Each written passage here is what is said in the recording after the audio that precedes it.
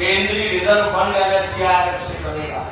अब दूसरी घटना यहां से शुरू हुई कि देश में कभी भी, उस समय तो यह 700 करोड़ का पुल था जो आज 1200 करोड़ का हो गया, और कभी भी देश में इतनी बड़ी लागत की राशि केंद्रीय रिजर्व फंड से कभी नहीं दी गई थी।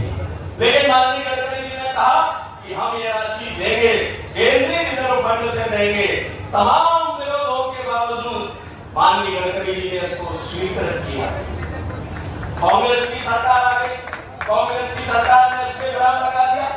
तब माननीय गडकरी जी ने उस समय के मुख्यमंत्री को फोन करके कांग्रेस के कहा कि सुन लीजिए, अगर ये फ्लाईओवर नहीं हुआ तो 1 रुपया भी मध्य प्रदेश की सड़कों के लिए मिलने वाला नहीं है, और उसके 3 दिन के अंदर अंदर इस पुल को स्वीकृति मिली।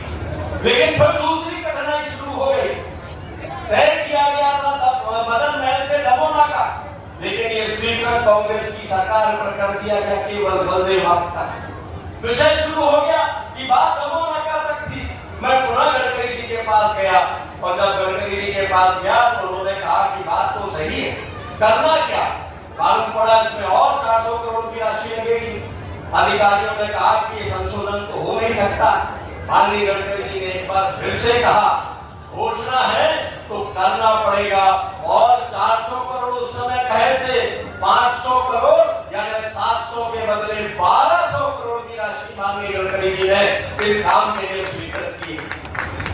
और मुझे कहते हुए खुशी है कि केवल फ्लाईओवर ही क्यों, जिस जबलपुर को कभी बड़ा गांव कहा जाता था, ये दल समय लगता था, उसे आज आपने जबलपुर और महाकौशल के माथे पर एक ताज की भांति सजा दिया।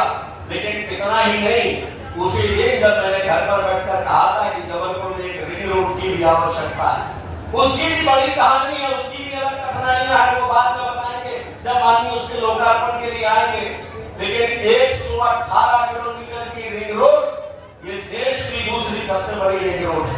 देश की सबसे बड़ी रिंग रोड हैदराबाद में है, जिसकी आबादी लगभग 2 करोड़ है। जबलपुर की आबादी 20 लाख है, और यहाँ 117 किलोमीटर लंबी रिंग रोड मिली है, जिसकी लागत लगभग 4000 करोड़ रुपए है। अगले 2 सालों में बनके तैयार हो जाएगी, जिसके बाद जबलपुर का नक्शा बदल जाएगा। और रिंग रोड अकेली क्यों? वही ये मांग की थी कि जबलपुर से अमरकंटक होते हुए, मां नर्मदा जी का उद्गम होते हुए बिलासपुर तक का नया नेशनल हाईवे भी चाहिए।